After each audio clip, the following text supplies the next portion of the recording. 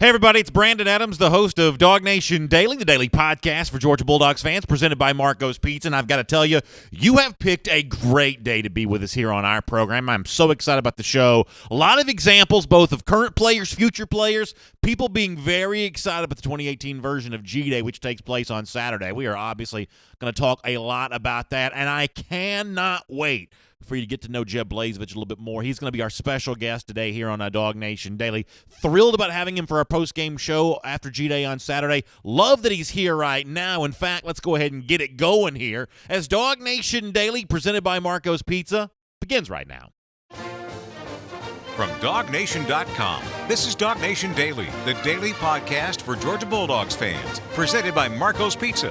Here's your host, Brandon Adams. I was telling our video audience for a moment before the official broadcast began that I think today's going to be a really fun show, and I'm really glad you're here with us for DawgNation Daily, presented by Marco's Pizza, as the man just said right there. One of the reasons why I'm excited is coming up in just a couple of minutes, making his DawgNation Daily debut is former Georgia tight end Jeb Blazevich, who's going to be with us on Saturday for the G-Day postgame show, our DawgNation postgame show there from the UJ bookstore after G-Day. What a great time it's going to be with Jeb on Saturday. He and I have talked a lot here the last couple of weeks, and he's got great insight into Georgia. He's obviously a student of the game, having spent his time at the University of Georgia. Terrific insight on what that locker room is like, because really, just a few weeks ago, he was in it, seemingly a few weeks ago anyway, and he's got a great personality, super high energy, and he's going to bring a lot to a DawgNation Daily presented by Marco's Pizza here in just a moment, so I'm really excited about that. And you know what? I just have a really great sense about where we all are as we sort of head towards G-Day on Saturday. It seems like there is a lot of building excitement here. It doesn't seem like it's manufactured.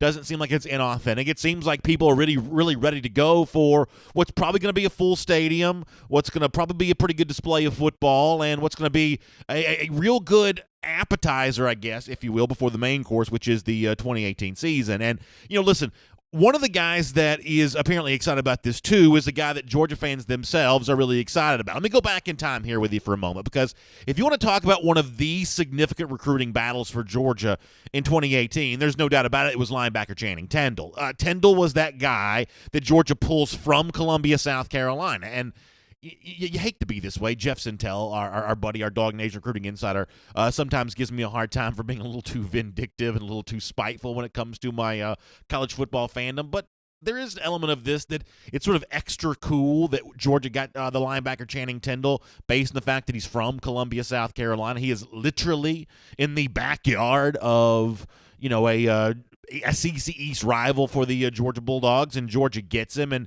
there's a really sort of a significant thought here that Tindall could be a big part of what goes on for the Dogs in 2018. I mean, obviously, Tindall is a little bit like the recruit we followed a lot of the last couple of weeks. Five-star linebacker for the class of 2019, Owen Pappoe. Pappoe and Tindall have both sort of been tabbed with that next Roquan Smith label. Now, that's probably slightly unfair to both of them, but in the case of Tindall, the fact that it's even being said gives you an idea about what a significant prospect Tindall might be. And, as a further example of that, when Benjamin Wolk, who's our colleague and buddy who covers Auburn recruiting for SECCountry.com, when he joined DawgNation Daily presented by Marco's Pizza last week, is actually, I guess, a week ago today, he made no bones about it. He thinks that Tindall was a phenomenal prospect and potentially a major impact here in 2018. Here's Benjamin Wolk praising Channing Tindall. I love Channing Tindall for Georgia. I mean, last year I thought he was probably the best linebacker in the class. I think Channing has the opportunity to step in and play immediately for Georgia. And so you look at some of the guys on this Georgia roster, Walker Grant, Channing Tindall. I mean, there's some serious dudes at linebacker for Georgia this next year. Now, obviously, what Benjamin Wolk says may turn out to be true. We, of course, won't get a glimpse of that on Saturday during G-Day because Channing Tindall won't be playing. As a reminder, he's not an early enrollee. He's not one of the guys that we'll see on the field on the red team or the black team, going at it in the intra-squad scrimmage. But he is going to be at G-Day like all the other 2018 signees. And Tindall's apparently pretty excited about it. I liked this tweet from Tindall here. I guess he puts it out there yesterday. To me, this is sort of a great example of a future Georgia football player being a current Georgia fan. Channing writes on his Twitter feed, DawgNation, Can't wait to meet you Saturday. Speak to me if you see me. And he gives the smiling emoji. And then for those of you watching on video, you can obviously see this. For those of you who are listening right now, I'll describe it to you. He's got a picture of Sanford Stadium, filled up the way that obviously everyone hopes it is on Saturday. And the quote here from Tyndall's image is, "Let all the Bulldog faithful rally behind the men who now wear the red and black with two simple words that express the sentiments of the entire Bulldog Nation. Go Dogs." And obviously, if you go to games every Saturday during the fall in Athens, you know what that reference is from Channing Tindall. It's the line that Larry Munson, the late, great Larry Munson, of course, speaks in the video that plays during the Battle Hymn of the Bulldog Nation. And I would imagine there's a lot of Georgia fans who sort of take that as kind of cool that a Channing Tindall's making that reference there. And just like many of us who are, fans of this sport and fans of this team, Tindall's excited about being there among the throng of, it won't be 93,000 as we've said, but it's going to be a pretty big crowd nonetheless, every seat filled. Remember, the West End zone's kind of occupied by the construction now, and Tindall's a part of that. And when I think personally about what I'm excited about on Saturday, some of it's the evaluation stuff, and, we'll try to see if we can figure out, what's what in terms of what's happening on the field. But that moment, and I'm assuming it's going to be at halftime, when the 2018 signees, Tindall included, are sort of brought out there, announced.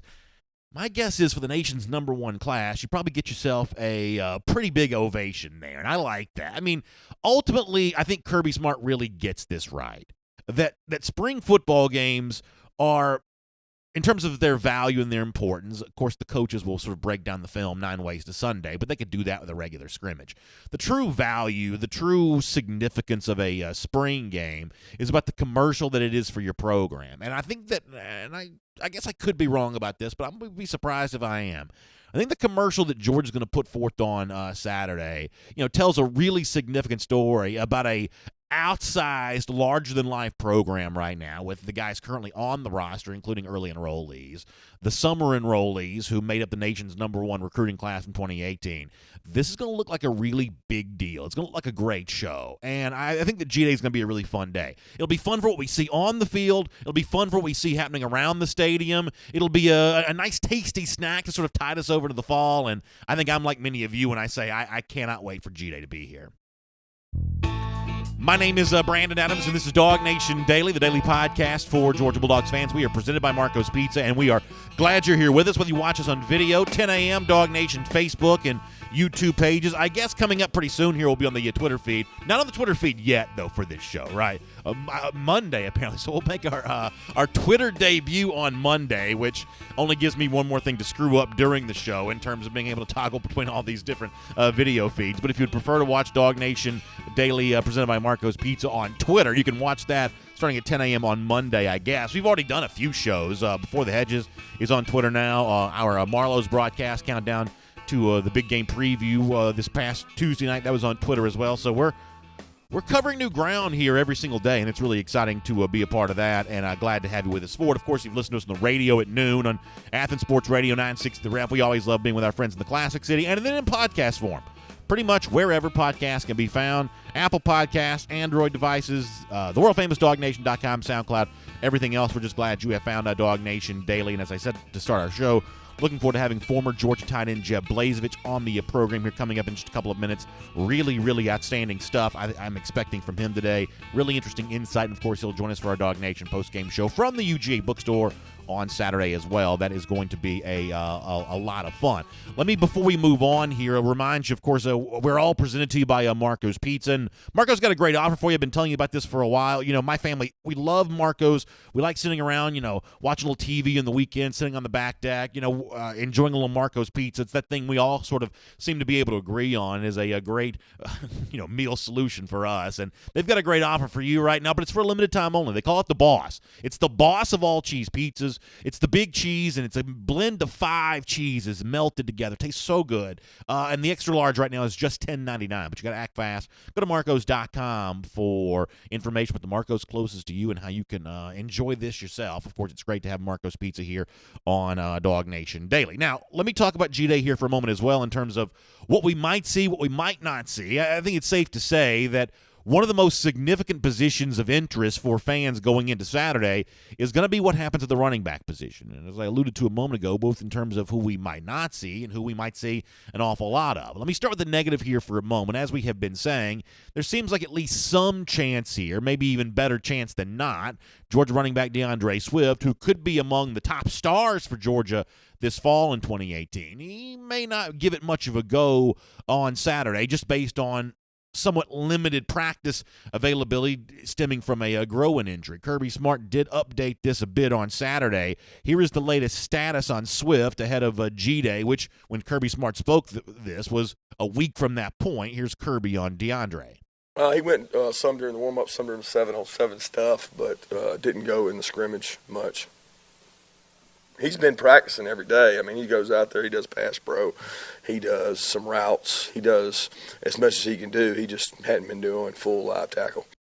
Now, obviously, Georgia fans, but I think this is maybe even especially true for the young fans. They'd love to see, DeAndre Swift on the field. That's one of their favorite players. But in terms of more opportunities for more guys, what Swift can do. He's a bit of a sure thing. This fall, you can pencil him in for almost exactly what his contributions will end up being. But you want to see more of other guys. One of those guys included, I think, is Elijah Holyfield, who in 2018, after being on the roster now for a couple of years, finally may get his chance to shine. And obviously, he does this after having been in the shadow of Nick Chubb and Sony Michel for their years in Athens. But while he was in that shadow, he was apparently also learning as well. Here's an interesting statement from Elijah Holyfield about just how much he now realizes he's taken from the great careers of Chubb and Michel, who were ahead of him on the depth chart the last couple of seasons.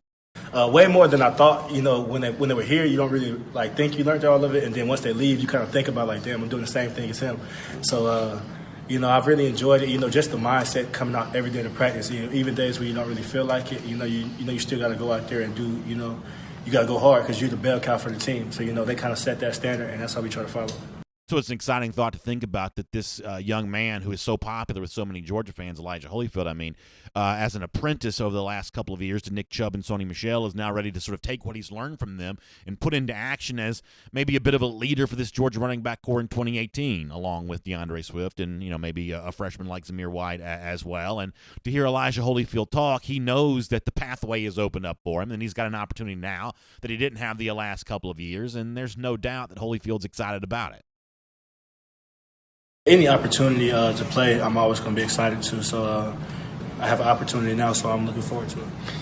Now, what will fans see from Holyfield? Well, he's a man of few words when it comes to stuff like this, but in terms of this extra opportunity, this chance for more playing time, he's ready to showcase what he's become known for, and for him, that's one word that he sees attached to his running style maybe more than anything else, and that is just sort of brute physicality. Here's a very blunt Elijah Holyfield.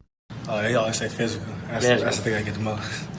I think it's the way we play at Georgia, and it's the way our program is built. So I enjoy carrying that out on another team. Don't you love that at the end? If you're a fan of the Dogs and a fan of Holyfield in particular, you definitely do. That he enjoys carrying that out. That he enjoys lowering that shoulder and sort of lowering the boom on a would-be tackler. He likes that. It's a part of, I guess you would describe it as an angry mindset, which is not to say that Holyfield's an angry guy, but he likes sort of bringing that to the football field. In fact, he described it almost that same way himself. A lot of times when I get the ball, I am angry. I try to get in the mindset. I wouldn't say angry. It's more of just a mindset. Now, listen, come on. Obviously, we're playing to the crowd here, preaching to the choir here a little bit on this, but when you listen to that description from Elijah Holyfield, how could you not want to see more of him this fall? And this Saturday included is sort of the foreshadowing of what it might be for him. I've always said that Georgia wants to recruit and sort of compile elite talent at every single position. And, just because there are 5 running backs doesn't mean that the guy who may be near the bottom of that pecking order in any one year is a typical 4th or 5th string running back. I can promise you this, that Elijah Holyfield would have been a feature back for plenty of SEC teams before 2018 because of the mindset that he just described and the way that he embraces the physical part of the running game. Well, now the opportunity exists for him at Georgia. I think he's ready to make good on it. And I guess if you stood out there in the gates at Sanford Stadium while the folks start piling in on Saturday at 1 p.m. and said, hey, who are you looking forward to seeing today? My guess is, Justin Fields may get the most on that. Jake Fromm's going to get his share of the answers as well. But, boy, there are a lot of Georgia fans who are really excited about seeing what Elijah Holyfield brings to the table. And you know what? Elijah Holyfield's excited about showcasing that on G-Day himself. He's really looking forward to this spring game. I'm very excited about G-Day. Looking forward to see all the fans and looking forward just to run the ball in front of a lot of people. You know, anytime we get to see our fans, we're excited. You know, we practice hard to play for them. So we're looking forward to it, and we hope everybody comes. How about the sales job there from Holyfield there at the end, saying, hey, come on out and check us out and see us at a G-Day on Saturday. It's part of the message that the entire team's sort of putting forth and putting together right now. You know, they want that full stadium. The players want to feel the extra tension that comes from having, you know, a lot of people in the stands. There's a lot of buzz that goes along with that. The coaches obviously want to showcase this for recruiting. And as I said to start the show, I'm in a good mood about this right now. I think we're heading towards a pretty fun day on Saturday. I'm excited about our coverage. I'll be telling you all about our day on that throughout the program here today, both in terms of what we're doing before the game, what we're going to do after the game with our DawgNation post-game show back at our home away from home at the UGA bookstore there in Athens. I'm really excited about our co-host there for that day, Jeb Blazevich, the great former Georgia tight end. You're going to love what he brings to the table on Saturday. In fact, as a little taste of what you're going to get on Saturday for the DawgNation post-game show, let's get ready to welcome him into DawgNation Daily, presented by Marco's Pizza right now. And I will say hello to Mr. Jeb Blazevich, a guy that Georgia fans already know and love for the, as they say, DGD efforts over the last 4 years at the University of Georgia, and now giving us a taste of what it was like sort of behind the scenes there on that team and what we can expect for G-Day on Saturday. Jeb, it is so good to have you here on DawgNation Daily, presented by Marco's Pizza. Thanks for your time, and how are you doing today? Brandon, I'm doing great. Thank you so much for having me on. Yeah, I'm really excited to be able to get out there and be able to do this broadcast from a different point of view, a little bit from behind the scenes without giving away too much information I'm not allowed to say. But I'm really excited to break it down and just have a fun day.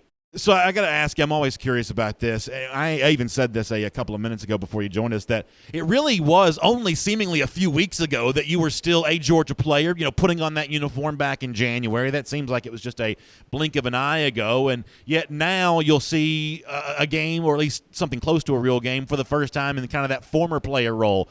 Is it surreal? Has it sort of set in with you yet that you're now among the distinguished alumni and you know, not necessarily an active Georgia player anymore? How weird has that been for you? Oh, yeah, there's no doubt.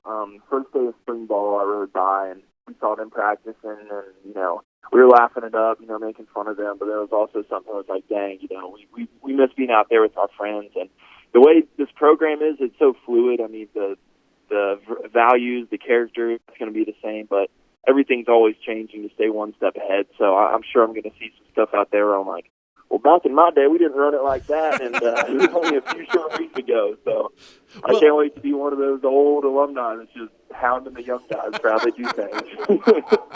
Well, it is really true that, you know, it's a terrible cliche, but it's also a fact that time just goes by fast, right? I mean, 1 minute, you know, you're excited about signing a letter of intent for Georgia and sort of thinking about what those years could be. The next minute, you're kind of in the Rose Bowl and what is sort of a swan song for you in a career. I mean, I would imagine that you as a player, like so many of us as fans and, you know, people who cover this stuff, that, boy, you just blink your eye and all this stuff is over, right? Oh, there's no doubt. We have a saying around here: the days are long and the years are short. I always tell the new guys, every day belongs to your life, and then you look back and you're like, dang, it's been a whole year already, or a whole semester, you know, a whole 4 years for me.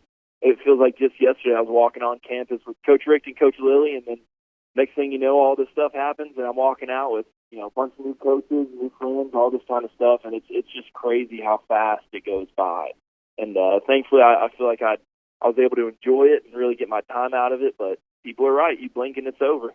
So let's go back in time to a year ago around this time in 2017. And, you know, if you look heading into Georgia's G-Day in 2017, while there was obviously a lot of optimism among fans about the season, there was also, I think, from the media and you know, reporters and just folks paying attention, maybe a little bit of skepticism too, because Georgia was coming off an 8-win season from 2016, which, as you know, is sort of, you know, not what people wanted it to be. And yet we didn't know at the time that y'all were about to go on a run that would lead to an SEC championship and an appearance in the college football playoff. But behind closed doors, in that locker room, in the practices, which are, you know, closed off to the public, How much did y'all realize then that the scenario for 2017 was going to be so different from what the scenario in 2016 had been? Did you get some clues last spring that this was a possibility? I'll tell you what, either it's just inexperience or maybe I was just naive, but I really didn't know. I was a little worried going into my senior season. I'm like, well, we need to figure this stuff out. And of course, when you're in spring, there's just still so much more work that you can accomplish in the summer and in camp, which I feel like those were truly the building blocks. But it was something where we were practicing against each other all the time, so we didn't really know how good we were comparatively. It was something where, yeah, we're competing against each other. We're doing well, defense is doing well, like things are going well. But until we played against some other teams, we're like, dang, we're pretty good. But I feel like what really turned the page was after G-Day, guys just having that commitment and even more of a sense of urgency. And I feel like that's the turning point of a team. After a really good spring, what are they going to do? Are they going to be happy with themselves, or are they going to continue to, push the pedal to the metal and get after it in summer and going forward into camp? I love your description there, that once you saw yourself against other opponents, y'all started saying, dang, we may be pretty good. That's a great description. Was there a specific moment when that really kind of clicked for you, that where you said, boy, this is going to be a different kind of season? Sometimes it's sort of hard to sort of whittle that down to one idea, but was there a singular moment where you said, you know what, this may really happen here? I don't remember exactly what week it was, but all my friends, that Coach Smart always calls it the rat poison. You don't take the rat poison of compliments and people being fans and texting you and great job, pat on the back, all that kind of stuff. But I remember one of my good friends texted me. He's like, "Man, y'all are killing these teams." I'm like, honestly, we haven't played a good team yet. And then I kind of sat down, I thought about it, and I was like, maybe this is because we're really one of the elite teams this year. And it was something where, I feel like we had to manage on every game. Of course, every team we played was a really good team, but it was just something where we were all positive on the sideline. We knew we were going to win. We knew that we had to, win it early. We knew we had to win it in the fourth quarter. We knew it was going to be a dogfight the entire time, but we knew, we're going to be okay. We're going to win. And so it was something where it was just like, man, I think we really got this. I really don't know exactly when it was, but watching film, I'm like, yeah, we're better than these guys. And week to week, eventually you just say, okay, I think we're pretty good. Yeah. So let's turn our attention to what's going to happen on the field on Saturday. And for the 2018 team that we'll get a glimpse of this weekend, there's a challenge, and it's really twofold. On the one hand, they've got to maintain what you guys did in 2017, and some of these guys were a part of that, of course, but when you think about the separate identity of a new team, they've got to maintain what y'all did a season ago, but also look to build on that too. How tough is that going to be? The mindset that you need, the personnel that has to be replaced. How big is the challenge of this 2018 team, knowing the shoes that it has to fill compared to what was an SEC champion in 2017? Well, I think the biggest challenge is going to understand that the team, this is their team. This is 2018. This has nothing to do with the last year. What worked last year won't work going forward. And really, the only common theme that they need to take from my senior class is the work ethic, how to approach the game, and how we practice.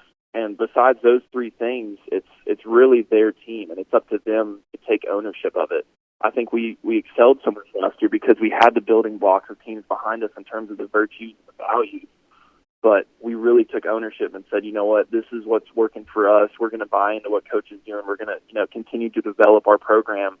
And I think that's where you take the next step, because if they live the entire time trying to do exactly what we did last year, it's not going to work, because you're going to be a step behind everyone else. Like I said, programs are fluid.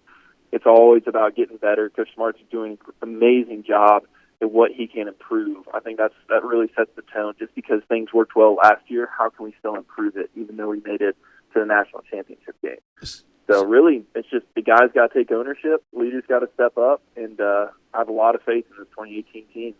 So it was about this time a year ago that Georgia released a video of Jake Fromm doing some work during practice.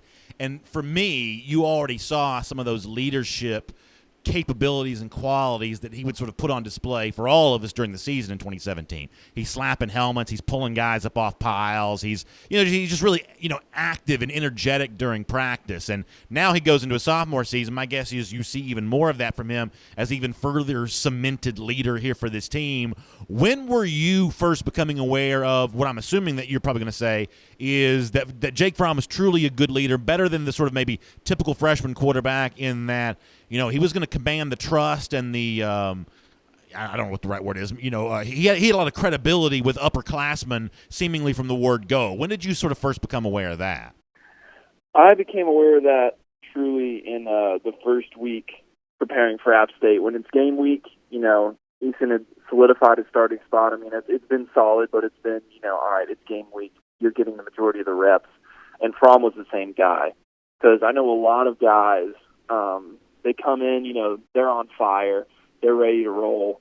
And the next thing you know, a little adversity hits, and they're like, oh, I'm not going to come in and start, even though I'm doing great. That's the problem with a great program like Georgia. We have a lot of talent that just has to wait because there's other talent in front of them with experience. It's also a blessing, of course. We can get into that later. However, I knew that he was the real deal when he acted the same his first day as the Thursday before we were about to play App State.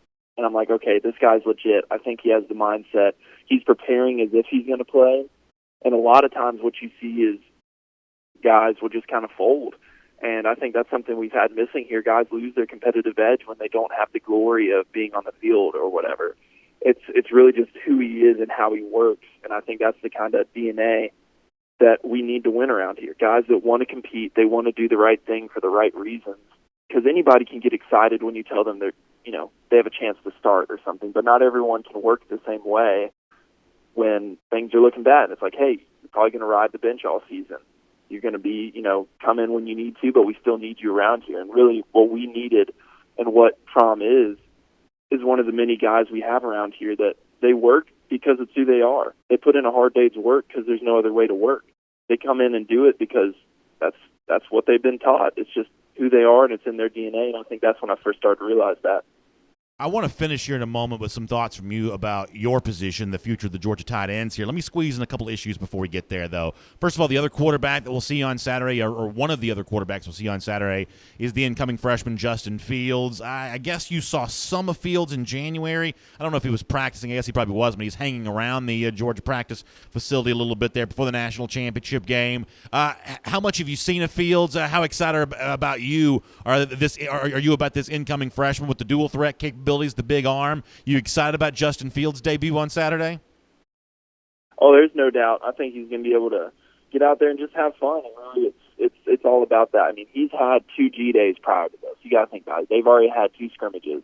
So all this is just a glorified scrimmage. He's going to do the same thing for a third time, just in front of a lot of people. And if he performs the same way, then okay, he's not going to let crowds or emotions or anything affect him. And I think that's really what this test is. But there's no doubt, and the better he does, the better he's going to make Jake Fromm. And it's biblical. Iron sharpens iron. And so the better that these guys are, that's why we've developed such a good program here, whether it's in the tight end room or running back room or quarterback room or anything on the defense. We have so many great players pushing one another where I can't slack off today because my job might be taken tomorrow. Let me go to the other side of the ball for a moment. Defense loses a lot. All-time great players like Lorenzo Carter, Davin Bellamy, certainly Roquan Smith, the Butkus Award winner. What do you think about the defense in terms of the guys that that sort of step into those positions, mindset, outlook? How does the defense handle all the personnel losses from a year ago? Well, the great thing that the guys that left with me last year did is they really, especially towards the tail end of the season, they were really preparing these men for their roles. He said, look, I remember Davin said something to DeAndre Walker. He said, look, your time is coming, but you're going to have to wait, and you're going to need to work as hard as you can now to prepare for when it calls upon you.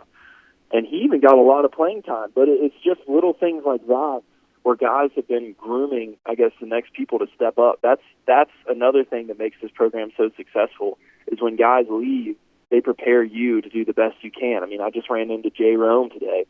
My freshman and sophomore year, he was helping me become the guy that I need to be that I could become the leader in the room, and he did an amazing job. And that's what really is going to get this defense back. The work that those guys did, and then once again with the new players, the new talent that is pushing those guys, the team prior, them taking ownership of the 2018 season, they do those skills. All right, last thing for you.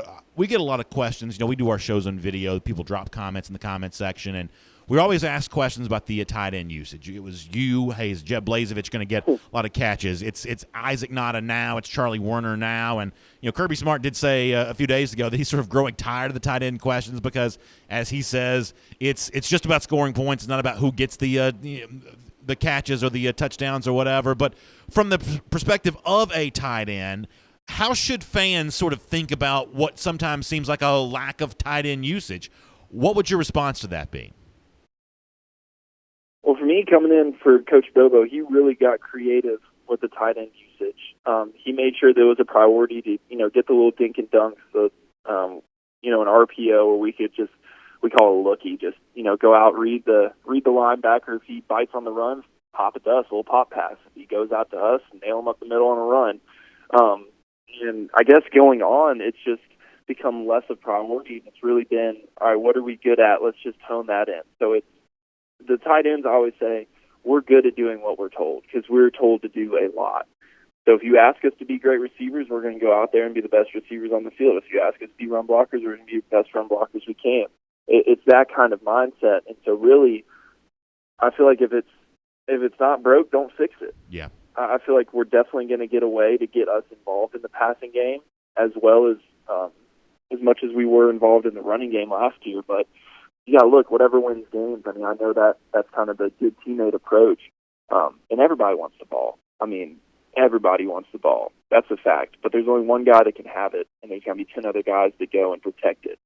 And that's just the reality of a tight end. Sometimes, you know, you might have a big game. Sometimes you might not. It depends on the look. It depends on the play call. But really, it's just a system where we're just going to score points. We're doing what we need to do, and it's up to us, I guess them now. It's weird to say. It's up to them to adapt and make sure that they're doing what they need to do to stay alive in that, whether it's the check downs on like a pass broke or chipping and getting out, whether it's in certain routes, you know, just getting as creative as you can with the freedom that you have to put yourself in the best spot that you can. Incredible stuff, Jeb. Thanks for your time here on DawgNation Daily, presented by Marco's Pizza today. Looking forward to seeing you after the G-Day game on Saturday at the UGA Bookstore for our DawgNation post-game show. It's going to be a blast. Looking forward to having you part of it. Jeb Blazevich, always a lot of fun. Thanks so much. Thank you so much for having me. Looking forward to it.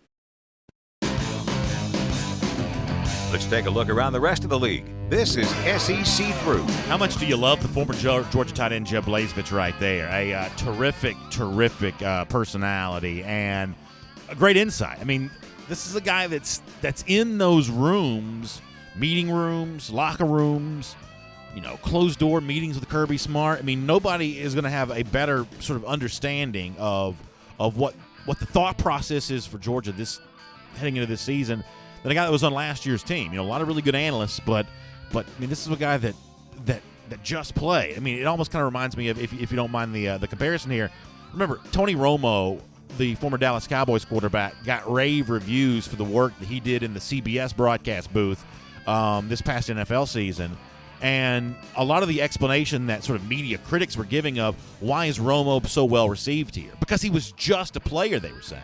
He understands the game better than your sort of average analyst because he literally just stepped off the field and into the broadcast booth. And I think with Jeb Blazevich there, you've got an example of that too. It's one of the reasons why I think he's going to be great on the DawgNation post-game show on Saturday. And I hope you're part of all the action that we have going on for you on Spring Game Day from Athens on Saturday. After the game at the UGA Bookstore for the DawgNation post-game show. Of course, UGA Bookstore's got all your apparel, the Peter Millar, the Tommy Bahama, the Columbia Sportswear, the Nike stuff that the coaches and the teams wear, and they got it all there for you. That's on the first floor of the UGA Bookstore. We're up on the second floor there doing our show there that day. And so after the game, walk on over to the bookstore, take a look at the apparel, take a look at the stuff they've got for sale there, and then come up to the second floor, and please make sure you say hello to me. I want to personally say thanks for your support of our stuff, and also meet the former Georgia tight end too. They've also got autographs all weekend long Friday night with Aaron Murray, a bunch of stuff on Saturday, including Nick Chubb.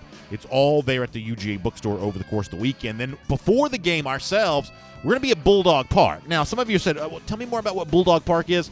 So the address is 655. That's 655 Hancock Industrial Way in Athens. It's like a luxury motorhome lot. It's a place to park your RVs. And they had Phase 1, and Phase 1 completely sold out.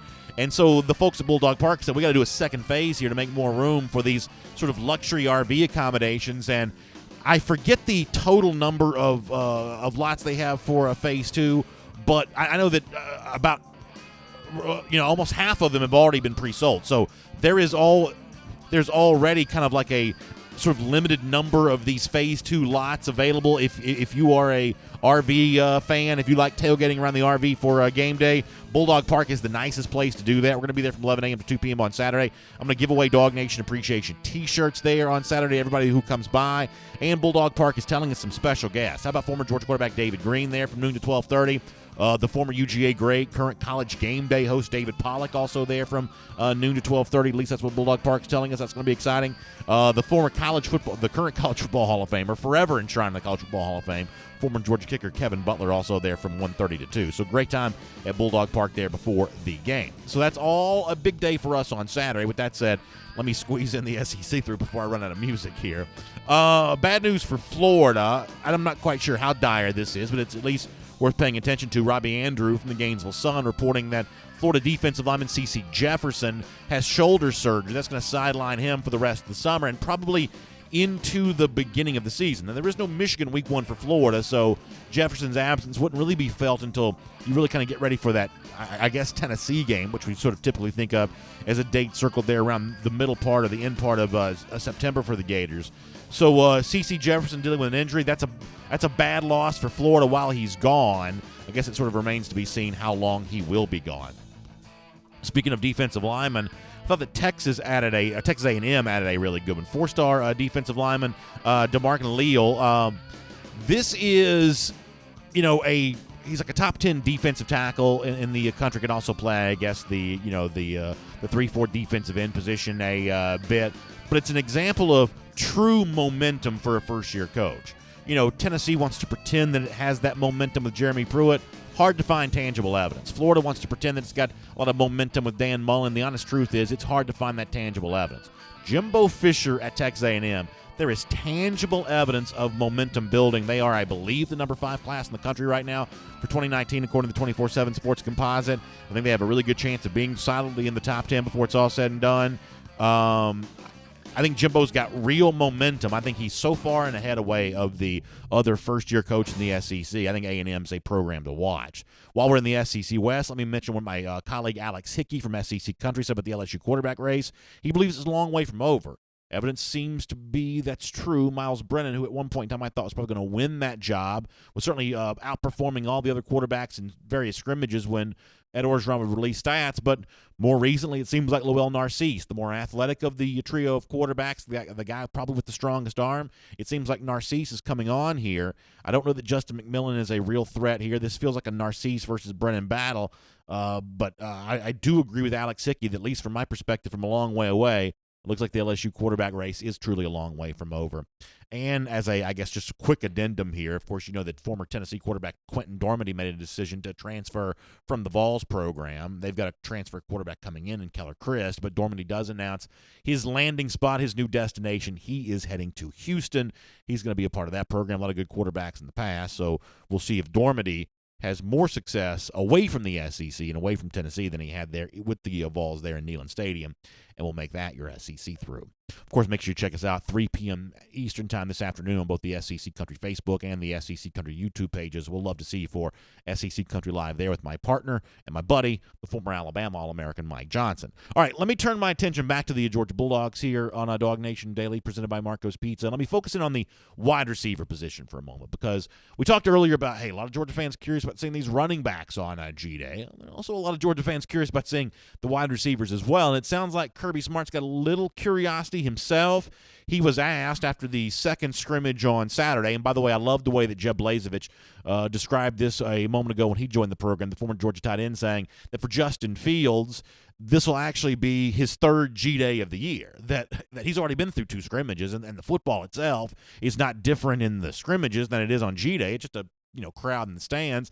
The only thing that makes it different. So the evaluation that comes from these previous scrimmages, they're behind closed doors, but it's good football. It's real football. Georgia, it's ones-on-ones, or as the coaches like to say, the best on best. And for Kirby Smart, in terms of how the wide receivers performed in that scrimmage, sounds like a bit of a mixed review. Here's Kirby.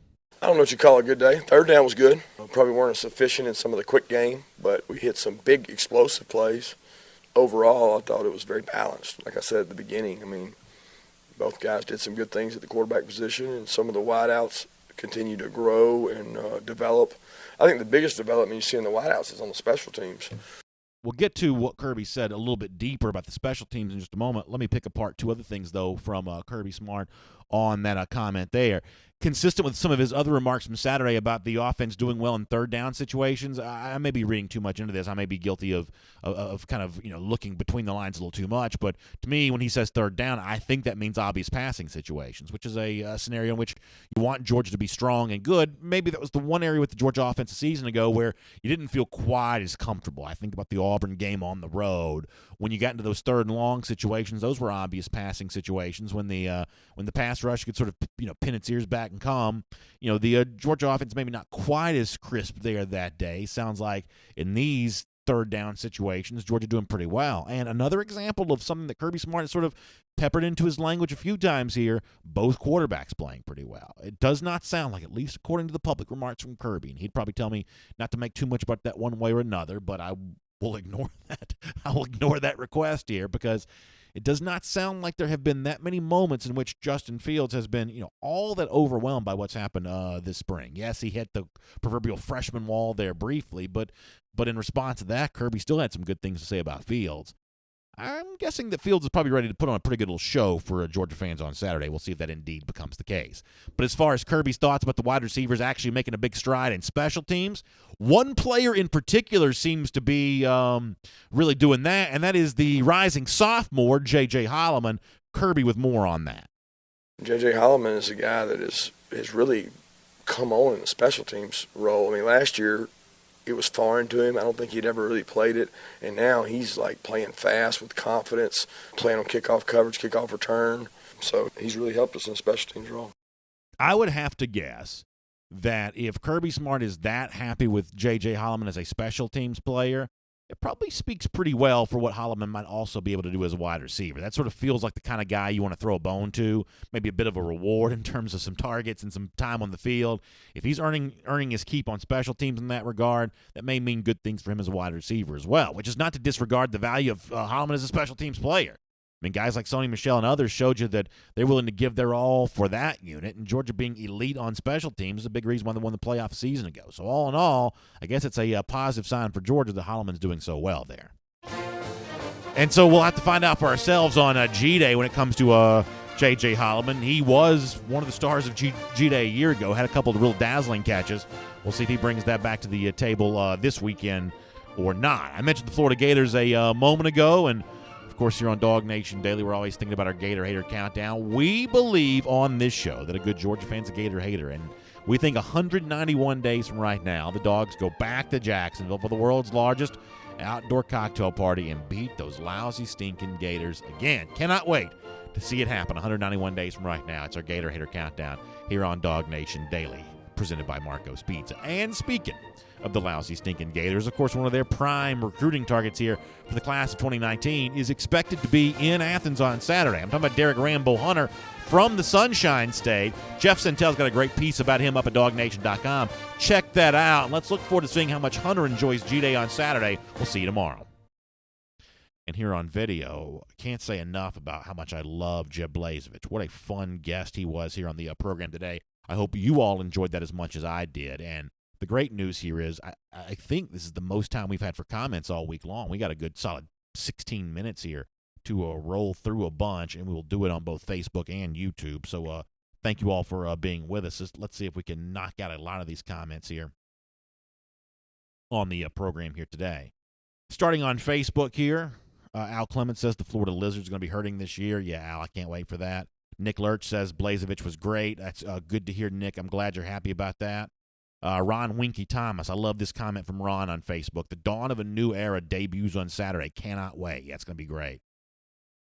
Randy Hoss says, B.A., why are you manhandling Eddie? You act like Ben Cleveland. Am I being a little too rough with Eddie here? I'll try to be a little more generous with how I treat him. Benevolent Zeus says, was Jeb a communications major? Watch your job, B.A. Yeah, that's always the fear. When you bring in one of these guys like Jeb, who's clearly got a line on his resume that I can't duplicate, former Georgia player, you always worry about getting Wally pipped on that regard.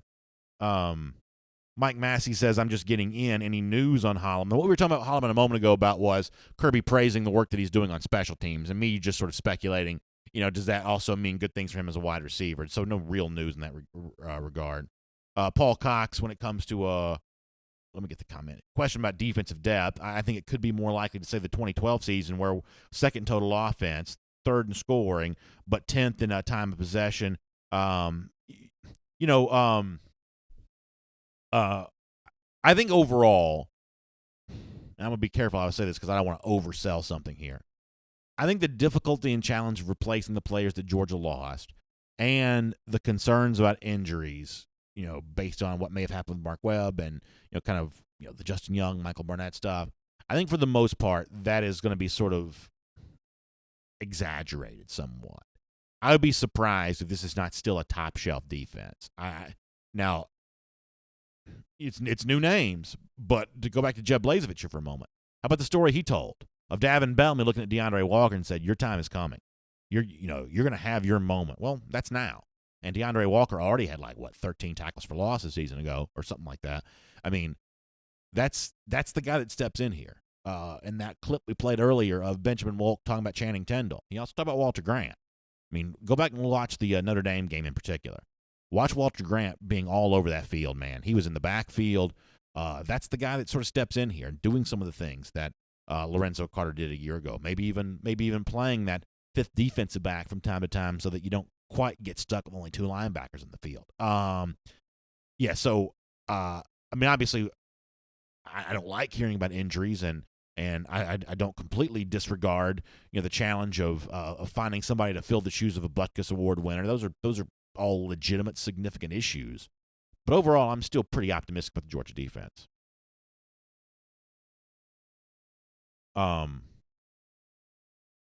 Charles Kaiser says Jalen Hurts going to transfer to either Florida State or Texas.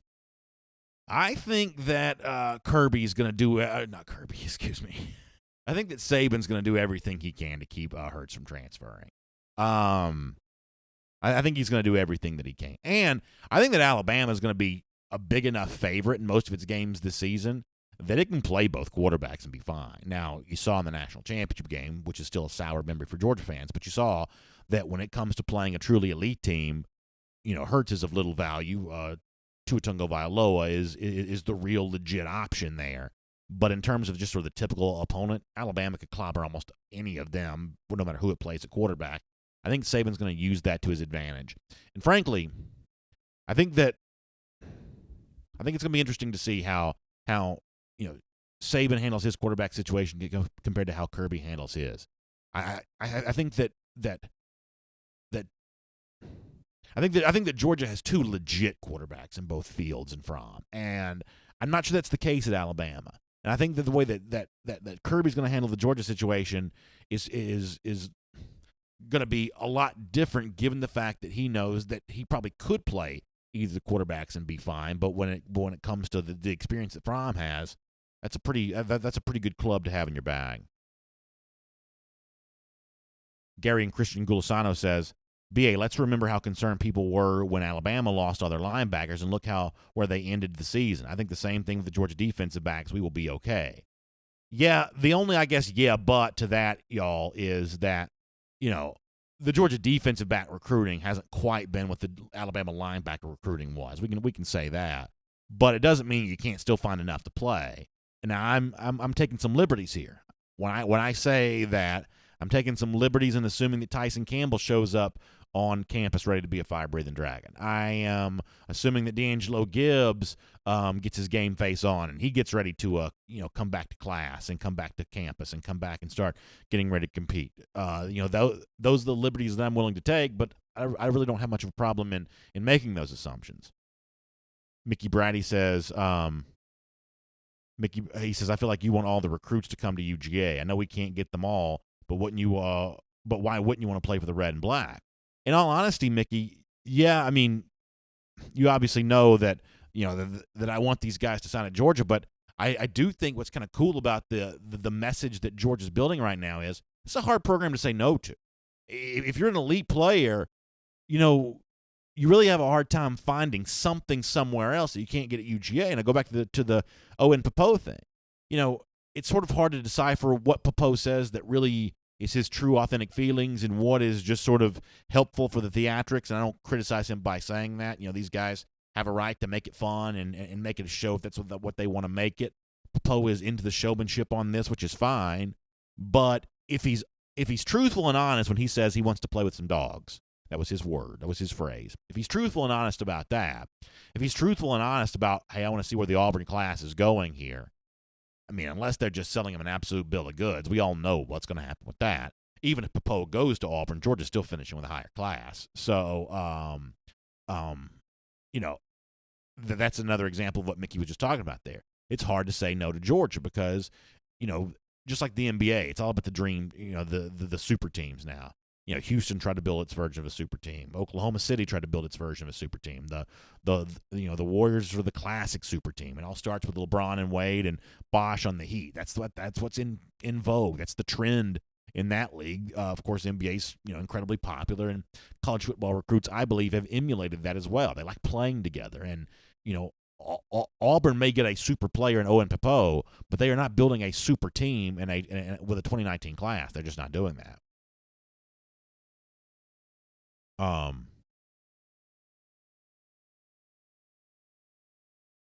Michael Conley, or I should say Michelle Conley, excuse me, I misspoke there. Michelle Conley praising Jackson Harris, total package. Eager, knows the playbook, big and fast. And, yeah, I mean, Georgia's had, over the last few years here, a nice collection of tight ends, no question. Jerry Lewis says, wouldn't be shocked to see our defensive backs doing great this year, just like our offensive line did last year with all that criticism. Yeah, but once again, for me, it's still a lot better overall composite recruiting at offensive line than it has been defensive back. Now, getting a 5-star like Tyson Campbell changes that, but there have been a lot more doubles, triples, and home runs in the offensive line recruiting there have been in defensive back recruiting. Georgia could have a top-flight secondary, but you sort of need everything to break your way. As I said, you need Tyson Campbell to show up ready to play. You need D'Angelo Gibbs to come back with his game face on. You need Richard LeCount as a sophomore to have that light really come on. And Kirby Smart's been very articulate about, how close that is and how maybe not close that is to happening. He's been pretty candid about Richard LeCount. You sort of need all these things to break that way. You need a Tulsa transfer like J.R. Reed, who played magnificent a season ago. You need for that to continue. And, by the way, you need guys like that to stay healthy. So you can make yourself a top-flight secondary, but and I haven't even mentioned DeAndre Baker. You can have a top-flight secondary from that group, but you need all those guys to stay healthy and all kind of maximize the sort of top-end projections for their performance.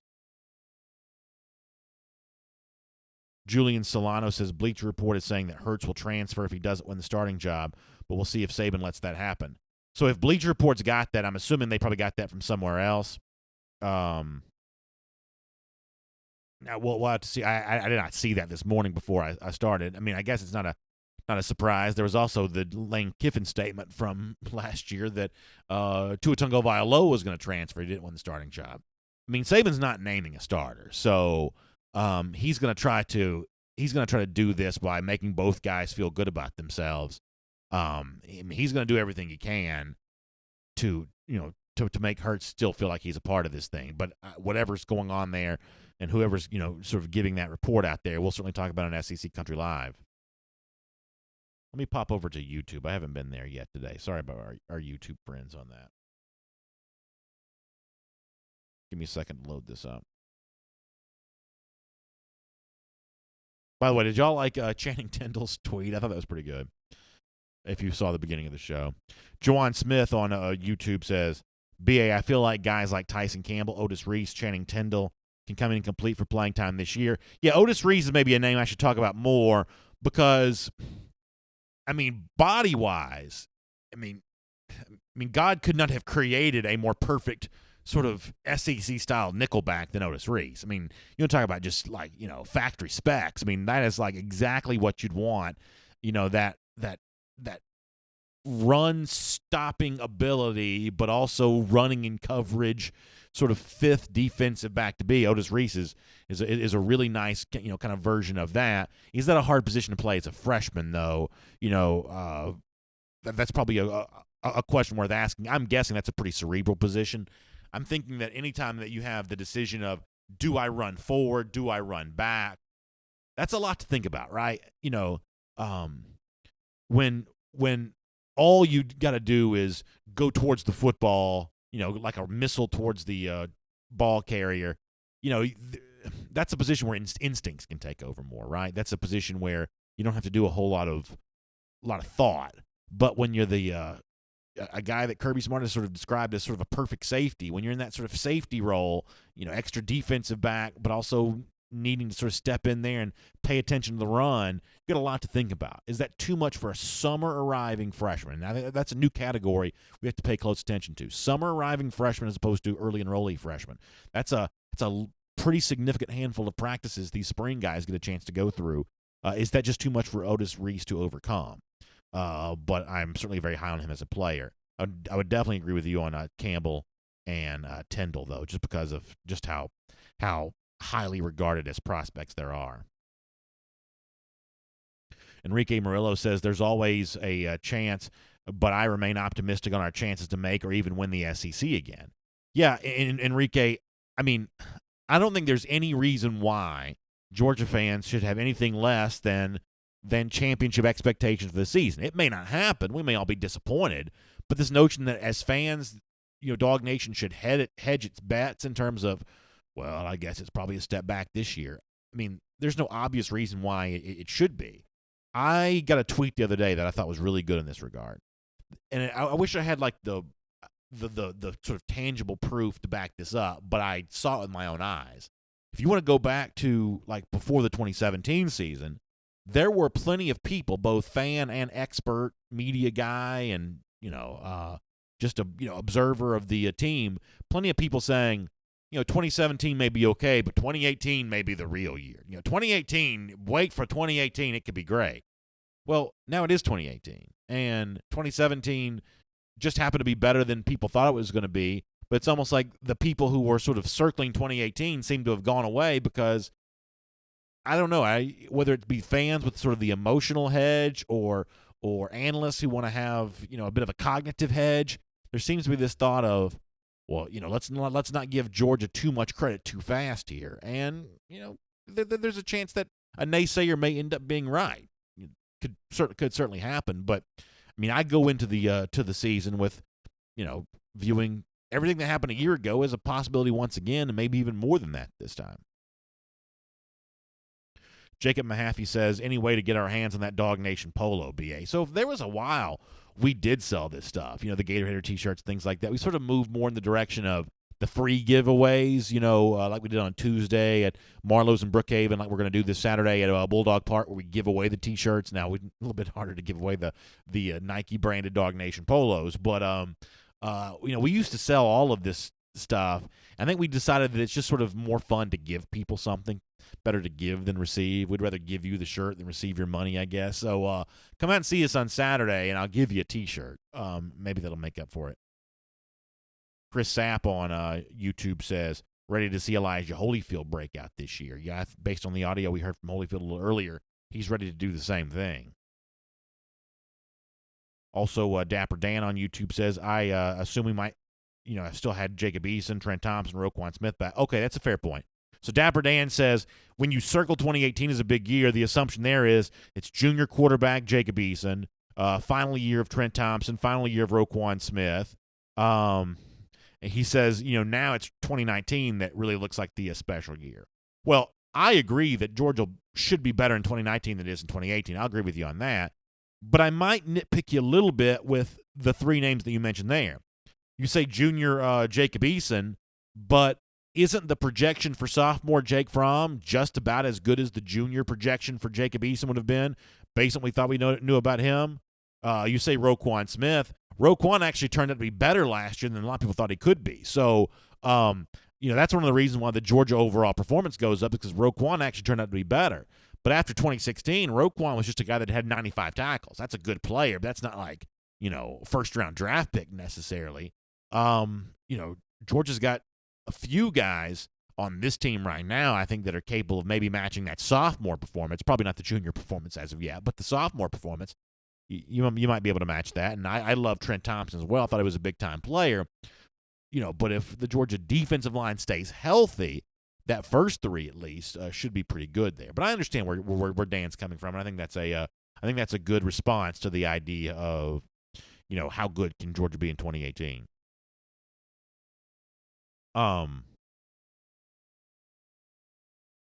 Zane Gregory Taylor back on Facebook says, I'm just ready to see some football. I think people are agreeing with you on that.